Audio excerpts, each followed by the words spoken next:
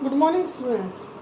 Now, in chapter number 8, last exercise, that is very, very important exercise, that is 8.4. One or two sums are coming by how? One is coming in 1 or 2 marks and one is coming in 3 or 4 marks. So, last year also 2 sums came from this exercise. So, you should be very careful how to do.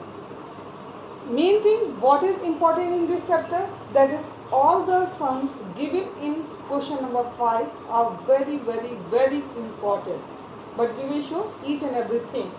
So before starting 8.4, I want to revise the formulas which I will use in 8.4. सबसे पहले formulas को revise करेंगे जो कि हमें 8.4 में use करने हैं. फर्स्ट फॉर्मूला था, मैंने आपको ऑलरेडी दिया हुआ इंट्रोडक्शन में, sine square theta plus cos square theta is equal to 1. I am writing very small क्योंकि I have to use this board में. सेकंड फॉर्मूला मैंने आपको दिया था 1 plus tan square theta is equal to sec square theta. And one more formula I have given you, that I have given you 1 plus cot square theta is equal to cosec square theta. इन 3 फॉर्मूले की help से हमने total 9 formulas derive किए थे. But that time also I told you initially you have to learn these 3 formulas and set in your mind how to use. Now question number 1 पे आते हैं. According to question number 1, if you see the book, it is written here express the trigonometric ratio. आपको express करना है, trigonometric ratio को करना है. कौन से ट्रिग्नोमेट्रिक रेशियो है? Sine A, sec A and ten ए. आपको साइन ए को एक्सप्रेस करना है. सेकंड आपको एक्सप्रेस करना है सेक ए को, एंड थर्ड आपको एक्सप्रेस करना है tan A. Next it is written here in the terms of cot A. आपको इन 3 रेशियोज के फॉर्मूले लिखने हैं. किस फॉर्म में लिखने हैं? कॉट की फॉर्म में लिखने हैं. In which form? Cot A form. Okay, how you will write, because initially you know these 3 formulas, so you have to use your mind yourself. How you will do? Sine and cosec both are reciprocal, okay, and there is a relation between cosec and cot. So पहले हम क्या करेंगे? Sign को cosec में बनाएंगे और फिर आप cosec को cot में कन्वर्ट करेंगे. दैट मीन्स क्या हो जाएगा?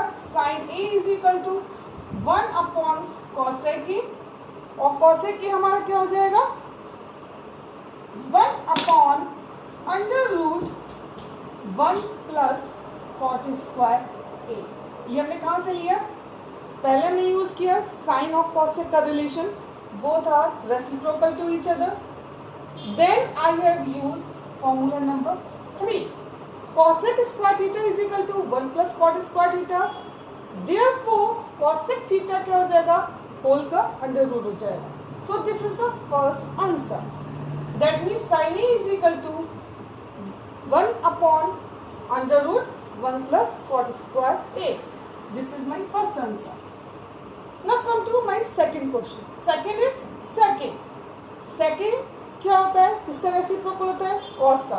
क्योंकि sec का और cot का कोई भी डायरेक्ट रिलेशन नहीं है, तो we will try to make it थोड़ा नियर अबाउट हम करेंगे. तो sec क्या होता है?